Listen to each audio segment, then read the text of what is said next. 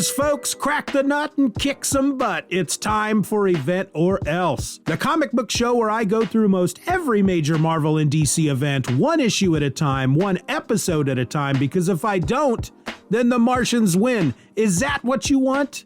I'm your host. My name is Steven, and let's not play games, people. You know why we're here. I know why we're here. It's no secret. So how about we put a stop to all this pretense and get the show on the road? In this episode, we're looking at issue number 6 of Crisis on Infinite Earths, and it's entitled 3 Earths, 3 Deaths. This issue was published by DC Comics with a cover date of September of 1985, and it was written by Marv Wolfman with pencils by George Perez, inks by Dick Giordano, letters by John Costanza, and the colors were by Tony Tollin. Our issue opens in the Antimatter universe, the home of the Enemy, who we're going to go ahead and call the Anti-Monitor going forward, and who, for the moment, stands over the Flash, declaring that the Monitor is dead and that his satellite and superpowered champions will soon die with him. Psycho Pirate is also there, reminding the Anti-Monitor of his promise to give him a world to play with as the Flash, on the floor, waits for the right moment to strike. But then, after he insults Psycho Pirate, the Anti-Monitor fulfills his promise. After all, while Earth 1 and 2 are still being protected by the Monitor's dying energies, they won't remain protected for long. That leaves 3 other Earths for the Anti-Monitor to conquer, and so he increases Psycho Pirate's power so that he can control the emotions of the populace of those 3 remaining Earths in order to stop the Monitor's champions from saving those worlds. Meanwhile, as the Monitor's satellite is breaking apart, Pariah disappears, taken away to witness another world falling to the antimatter wave. Alex Luthor then hooks himself up to a machine to use both his positive and negative matter to try and draw Earths 4, X, and S into the Netherverse along with Earths 1 and 2. Harbinger, however, has different plans and blasts Alex unconscious before diving deep into the satellite, into her mechanical womb where her earthly body awaits. A moment later, the Monitor satellite is destroyed forever. In the meantime, in the Netherverse on Earth 2, Al Pratt, Earth 2's Atom, carries Ted Grant, also known as Wildcat, to bed. Wildcat's legs were shattered in the previous issue as he was saving lives, and now the big cat fella is feeling more than a little useless. Al provides Ted with some words of encouragement as a woman in bare feet creeps about on the ledge outside the window. She is Yolanda Montez, and I know absolutely nothing about her. Only what I'm being told here in these pages, that she's close to Ted Grant, that she's never told him about her special abilities, and that we might want to read Infinity Inc. for more details.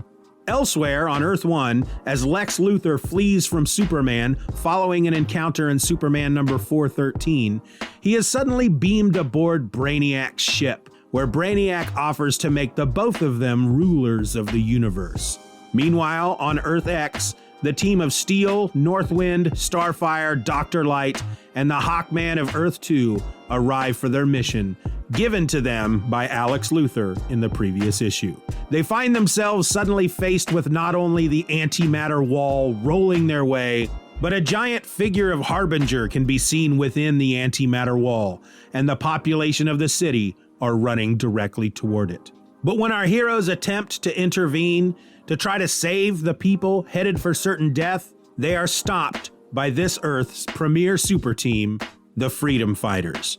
Now, this is all part of the Anti-Monitor's plan. Psycho Pirate's powers are pushing the people to run headlong into the antimatter wall, and he has the Freedom Fighters believing that the newly arrived heroes are the villains responsible for said wall of death. Back in the Antimatter universe, Psycho Pirate begs the Anti-Monitor to let him stop, crying out that the strain is too much. The Anti-Monitor, however, says, "Nah, you wanted a world to play with? Well, now you got 3. I am, of course, paraphrasing. From there, we go to Earth 4, where our next team of heroes arrive, somewhere in the Midwest. They are the Flash of Earth 2, Block from the Legion of Superheroes, Katana, John Jones the Martian Manhunter, and some dude with wings they never identify because not even the guy himself knows who he is. After doing a bit of research, however, I have discovered that this is Azrael from the Teen Titans books. As they arrive, like the heroes on Earth X, they see the antimatter wave rolling across the Earth and a giant image of Harbinger within. Also in the sky above them is the bug-shaped ship of the Blue Beetle. As Azrael flies closer to the bug, he is stunned, blasted to the ground by Captain Atom. On the ground, Peacemaker and Nightshade enter the story as Katana throws down with Judo Master. Inside the bug, the Blue Beetle and the Question begin to realize that they are being controlled somehow, their will bent into suicide, just like the people on Earth X. Meanwhile, back on the rapidly merging Earths 1 and 2, Aquaman, Aqualad, Aquagirl, and Lori Lamaris try to locate their underwater homes as Black Manta and Ocean Master watch from a place of concealment. Dolphin is there too, watching the two villains as they suddenly disappear. In the meantime, on Earth S, Black Canary, Changeling, and Supergirl battle Captain Marvel and the Marvel family, who have been manipulated, like those from Earth X and Earth 4, into believing that these new arrivals are responsible for the antimatter wave, and therefore must be dealt with. Nearby, Cole from the Teen Titans has erected a massive crystal barrier to stop the psycho-pirate-controlled people of Earth S from throwing themselves into the antimatter wall. Wonder Woman is there as well, mixing it up with Mary Marvel. She's almost taken out of commission by Captain Marvel Jr. until Black Canary, using her sonic scream, incapacitates both of the Marvels. Then we get a quick look at what's still going on over on Earth X and Earth 4 before we see what it is that Harbinger is up to. Using the powers given to her by the Monitor, the man she murdered under the influence of the Anti-Monitor, she pulls the Earth X, Earth 4, and Earth S universes through her, and they join Earths 1 and 2 in the Netherverse.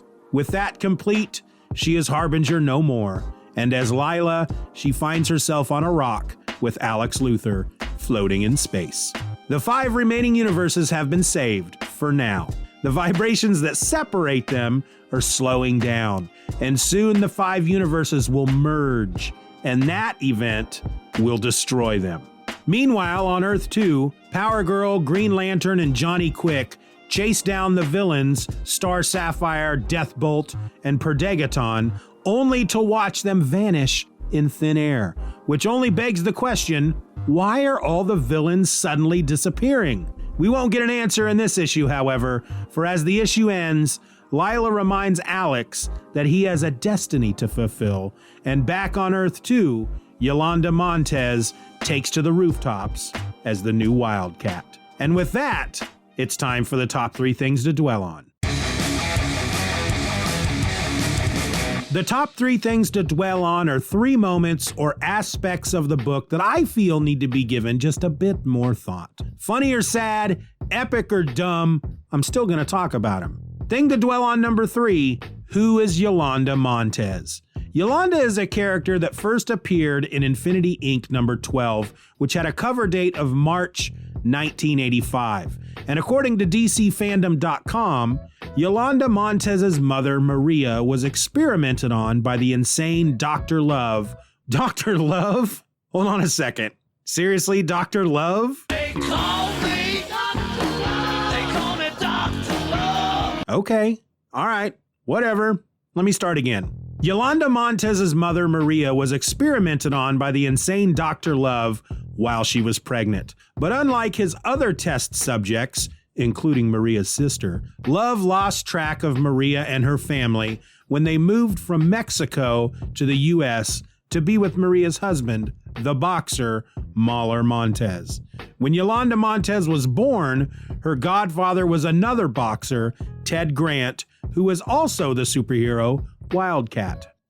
Yolanda eventually developed superpowers which gave her feline characteristics, and when Wildcat was injured during the events of the Crisis on Infinite Earths, Yolanda decided to succeed him as Wildcat, joining Infinity Inc. soon afterward. Yolanda later encountered the man-shark Chikaro, who proved to be her cousin, as well as Dr. Love's other test subjects, the mutated teenagers known as Helix.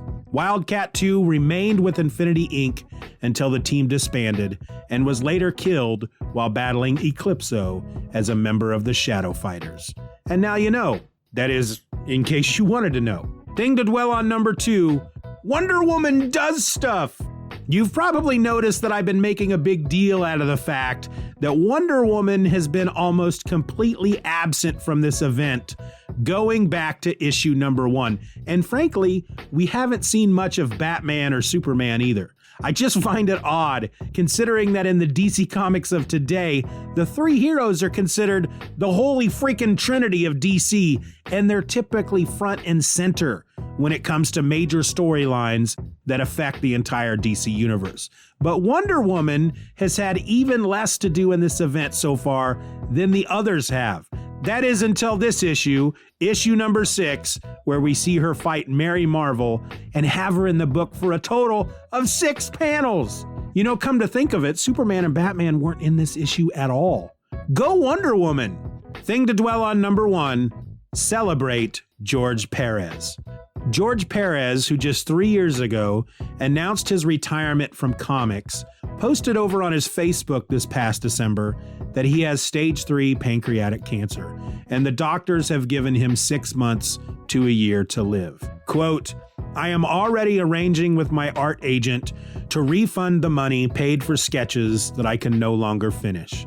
And since despite only having one working eye, I can still sign my name, I hope to coordinate one last mass book signing to help make my passing a bit easier. I also hope that I will be able to make one last public appearance wherein I can be photographed with as many of my fans as possible, with the proviso that I get to hug each and every one of them. I just want to be able to say goodbye with smiles as well as tears." End quote. This is, of course, devastatingly sad news, and I invite you all to seek out George Perez's work. From the Avengers at Marvel to Wonder Woman and the new Teen Titans at DC, then back to Marvel for the Infinity Gauntlet and even more Avengers, he was extremely prolific and detailed. The man was, as I've said before, a machine.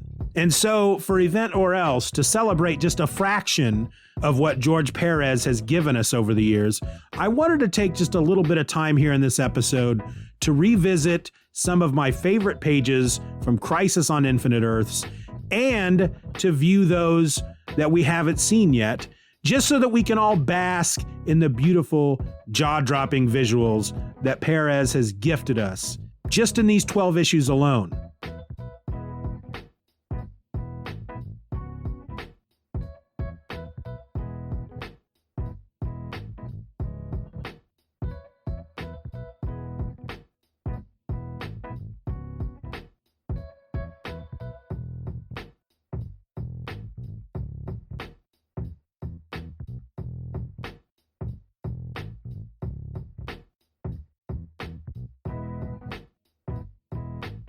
Now, I'm sure I've told this story already on the show, but when I think of George Perez, I immediately think of Crisis on Infinite Earths.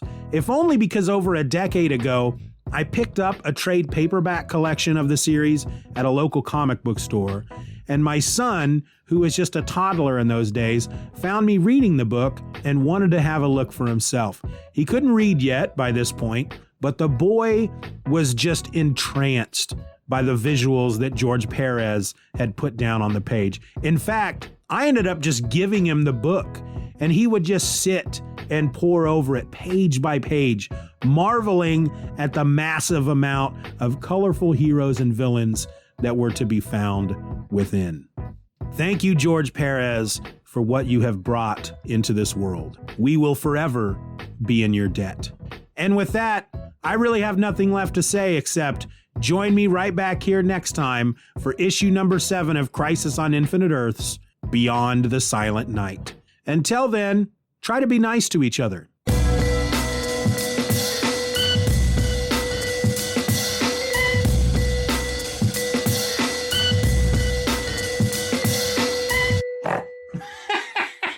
There's your snort. That may go at the end of the It sentence. better.